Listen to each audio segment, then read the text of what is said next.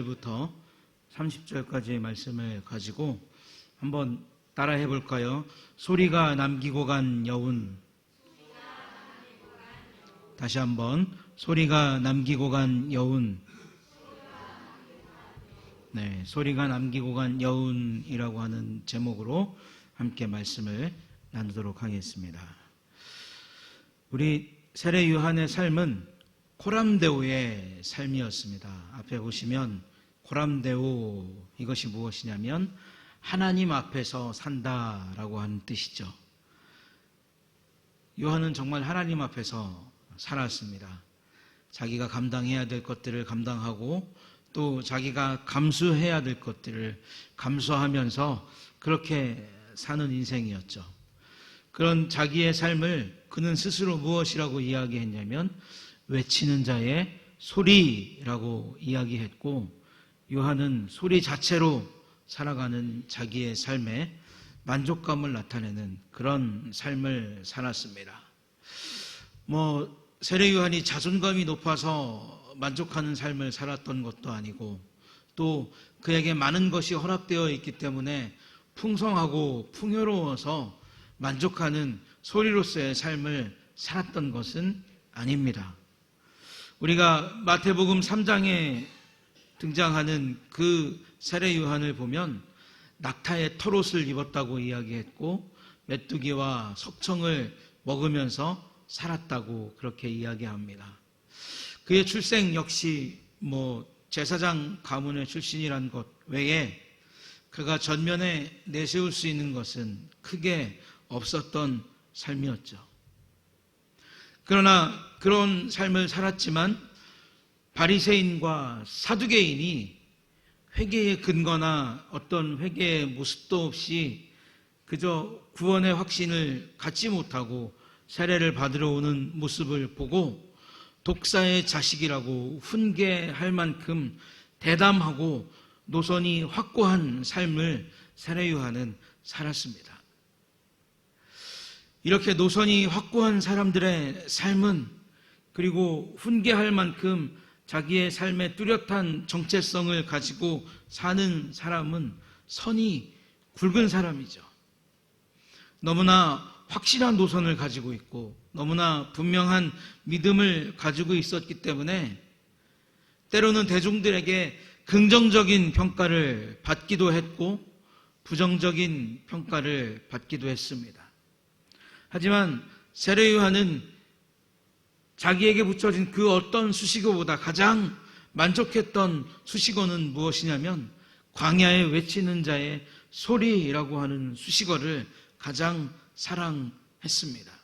그리고 그 소리로서 자신의 정체성을 분명히 드러내고 살았습니다.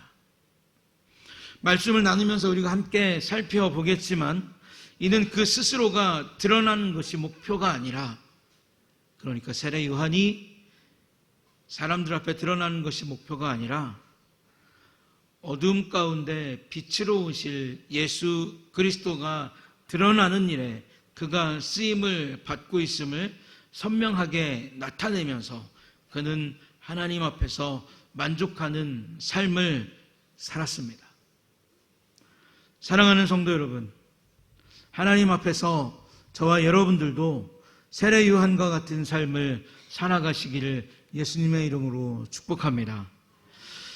사람과 사회와 어떤 구조적인 현상을 두려워하지 않고 세례 요한처럼 당당히 살아갈 수 있는 저와 여러분들이 되시기를 예수님의 이름으로 축복합니다.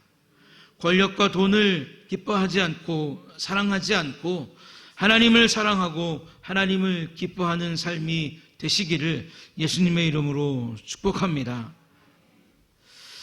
자, 제가 오늘 말씀을 준비하면서 소리가 남기고 간 여운이라고 하는 제목을 생각을 했는데, 이 세례 요한은 소리로서 삶을 살아가면서 단 한 번도 갈등하지 않았습니다. 오늘 본문에 나오는 것을 보면 자기가 살아야 될 이유를, 그리고 자기가 살아야 될 본질을 충성되게 감당했던 사람이었기 때문에 세상이 어떤 말을 하든지 세상이 어떤 평가를 하든지 그는 그런 것들을 마음에 담아두지 않고 살았다고 이야기합니다. 세례 요한은 어떤 사람입니까? 너무나 그의 일에 충실했기 때문에 또 그가 하나님의 일을 열심히 감당했던 사람이었기 때문에 예수님도 세례 요한에게 세례를 받았다고 마태복음 3장 13절은 말하고 있습니다. 세례를 주는 삶, 그런데 예수님에게도 세례를 주는 그런 삶이었기 때문에 이쯤 되면 세례 요한이 명성이 높아질 만도 했고 그 주변에 세례 요한의 이름이 퍼질 만도 했습니다.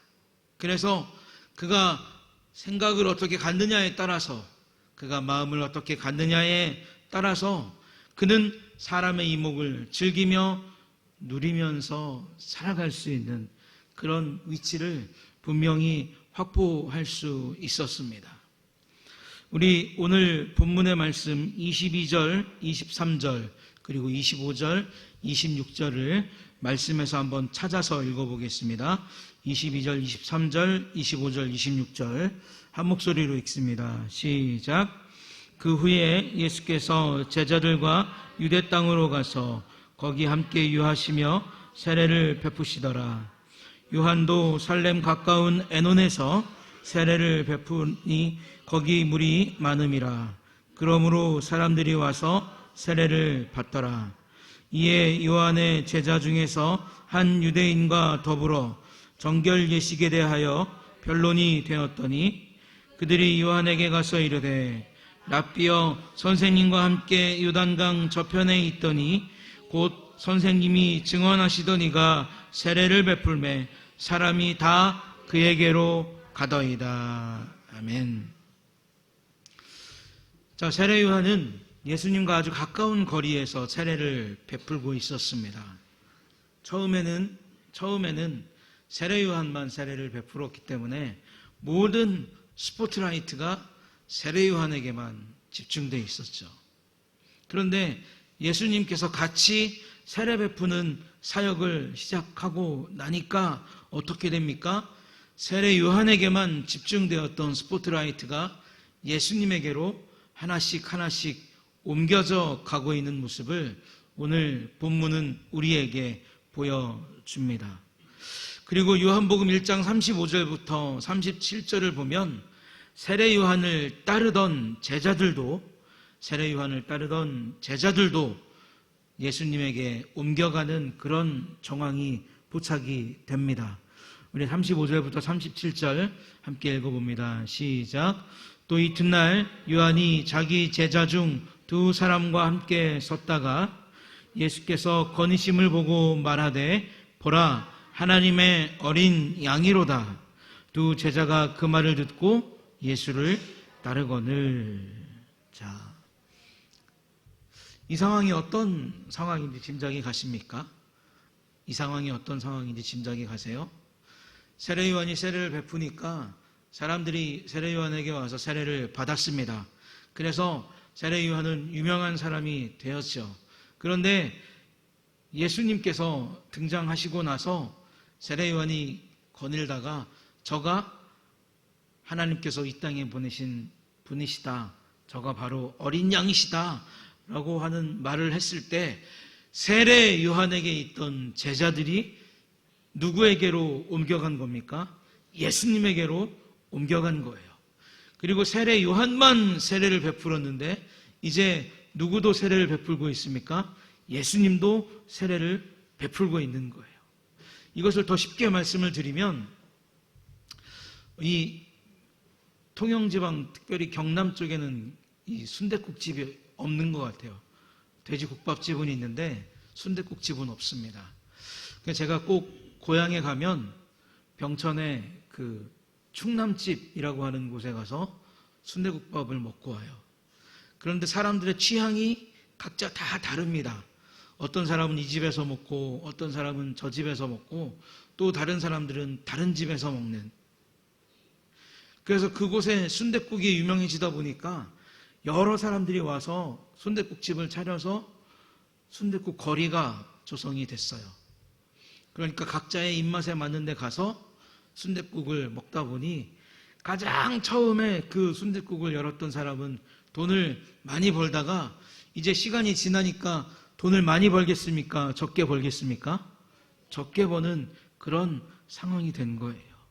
그러니까 예수님이 등장한 그 이후로 세례 요한에게 이러한 상황이 생겨 버렸다는 거죠.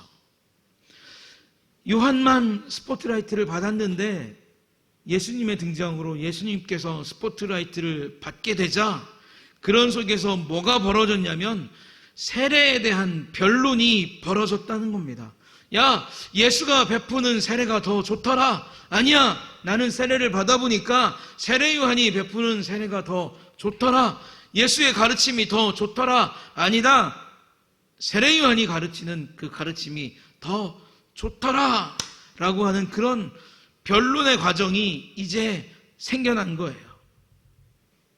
그런데 세례 요한은 그 당사자가 등장해서 변론한 것이 아니라 제자가 등장을 해서 유대인과 변론을 합니다.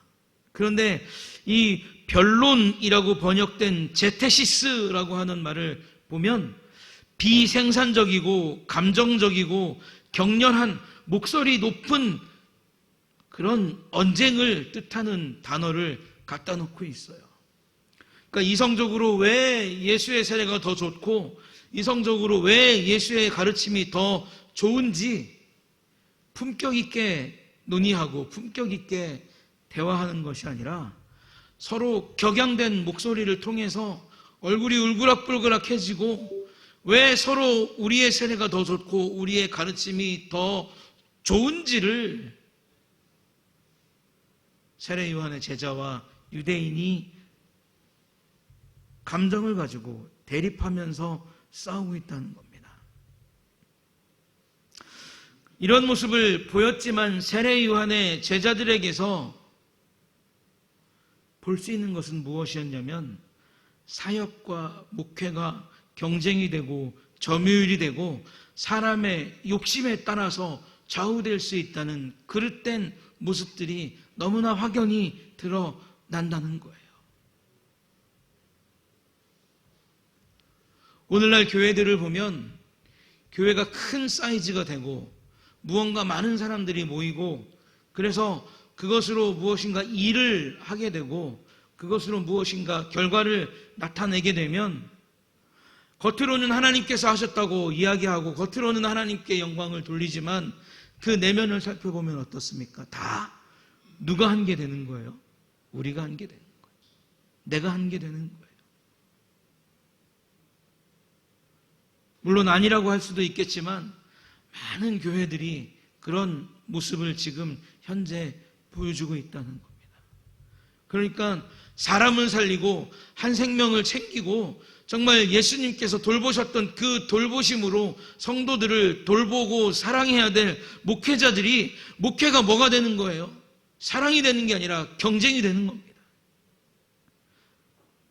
그리고 내가 얼마나 한 영혼을 깊이 있게 섬기고 사랑하고 그에게 얼마나 깊이 있는 말씀을 가르쳤느냐가 목회의 비중이 되고 중점이 되는 것이 아니라 소위 말해서 우리 집 교회를 단 집이 몇 집이 되는가라고 하는 이 점유율이 목회의 성공과 실패를 가늠하는 그런 잣대가 되고 있다는 겁니다. 욕심이 드러나는 거예요.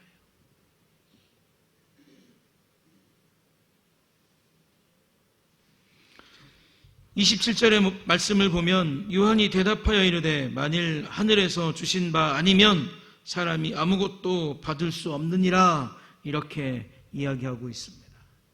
그러니까 세례 요한이 가지고 있는 가치관과 제자들과 유대인이 가지고 있는 가치관이 너무 다른 거예요.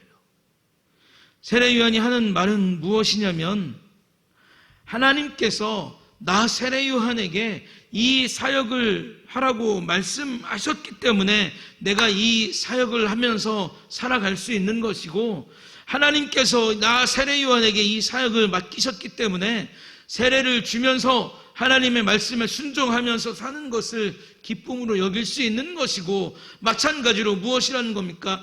예수님께서도 누가 보내셔 이 땅에 오신 거예요? 하나님 아버지께서 보내셔서 이 땅에 오셨고, 그 예수님도 이 땅에 오셔서 자기가 감당해야 될 사역을 감당하고 있으니까 그것으로 만족하는 것이지, 누가 더 우월한 사역을 하고 누가 더 우월한 목회를 하고 누구의 가르침이 더 뛰어나다는 것을 논할 필요가 없다는 걸 요한이 27절에서 요한이 대답하여 이르되 만일 하늘에서 주신 바 아니면 사람이 아무것도 받을 수 없느니라, 이렇게 자기의 확고한 주관을 다시 한번 토로하고 있다는 겁니다. 그는 정말 소리로서 만족하는 삶을 살았다는 거예요.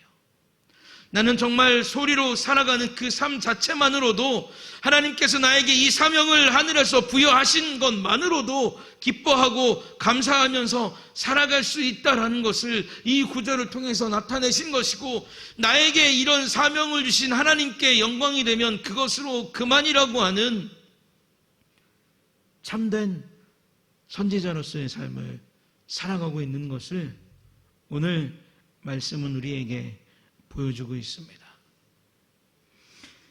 이 말 끝에 세례 요한이 아주 그 인생에 가장 아름답고 또 아름다운 명언을 한마디 내뱉죠. 30절을 보면 그는 흥하여야 하겠고 나는 쇠하여야 하리라, 이렇게 세례 요한이 이야기합니다. 분명한 인식이 세례 요한에게는 있었어요. 예수님은 흥하셔야 될 뿐이고 나는 쇠해야 되는 존재다라고 하는 그런 인식이 있었다는 겁니다.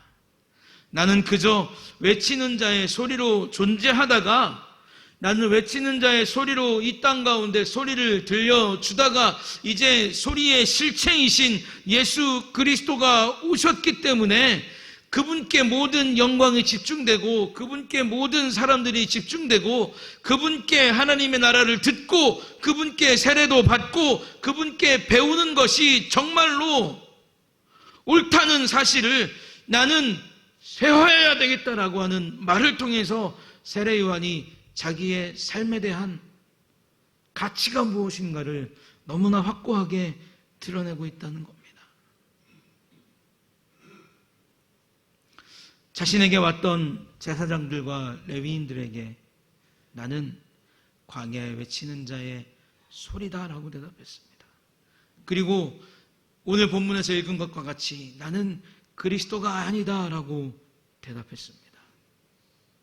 오늘 역시 그는 또다시 그리스도가 아니라고 다시 한번 이야기합니다. 비록 사람들이 세례를 받으러 예수님께 몰려갔지만 그는 개의치 않고 소리로서의 사명을 이제 곧 사라져도 아무런 미련이 없는 자로서의 삶의 모습을 우리에게 너무나 분명히 보여주고 있다는 것이죠. 예수님의 모든 제자들의 삶이 다 그랬습니다만 특별히 세례 요한의 삶은 어땠습니까? 참수를 당하고 쟁반에 그의 머리가 담겨지는 굉장히 불행한 삶을 살았죠. 그러나 그는 그렇게 살았다고 해서 그 자신의 삶을 원망하거나 후회하거나 하나님께서 그러한 마지막을 맞이하도록 허락하신 섭리에 대해서 불평하는 삶을 살지 않았다는 것을 우리는 또 한 번 세례 요한의 삶을 통해 우리의 삶에 대입해야 될 그러한 필요가 있다는 것을 오늘 말씀을 통해서 우리는 생각을 해보게 됩니다. 그는 흥하여야 하겠고 나는 쇠하여야 하리라. 이 말을 하면서 세례 요한이 또 한 가지 우리에게 들려준 말이 무엇이냐면 29절의 말입니다. 29절 신부를 취하는 자는 신랑이나 서서 신랑의 음성을 듣는 친구가 크게 기뻐하나니 나는 이러한 기쁨으로 충만하였노라, 이렇게 이야기하죠. 제가 이 한 구절을 찾느라고 엄청나게 고생을 했습니다. 과연 신부를 취하는 자는 신랑이지만 서서 신랑의 음성을 듣는 친구가 크게 기뻐한다 그랬는데, 신랑이 뭐라고 얘기를 했길래 이 신랑의 친구인 세례 요한이 기뻐했을까라고 하는 것을 한참 찾았는데, 그러니까 이런 겁니다.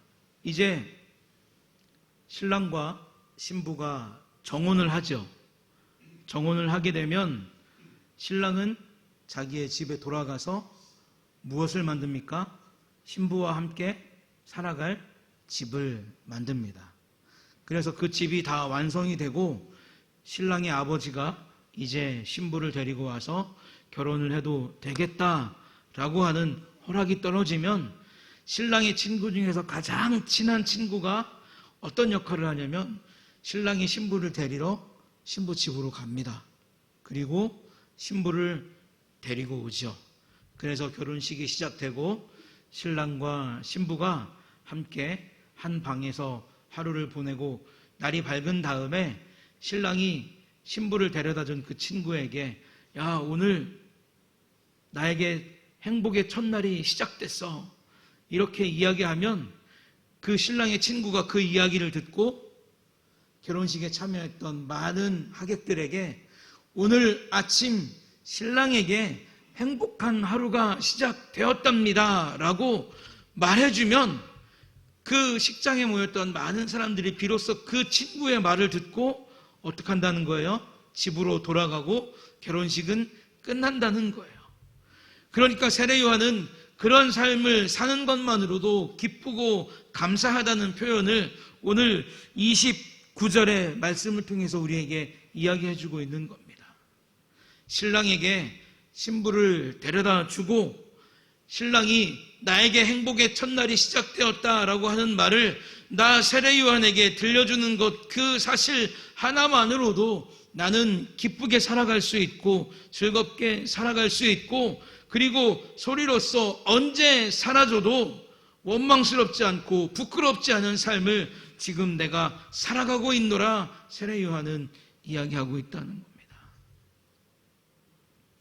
사랑하는 성도 여러분, 저와 여러분들도 세례 요한과 같이 소리로 이 땅을 살아가야 할 줄로 믿습니다.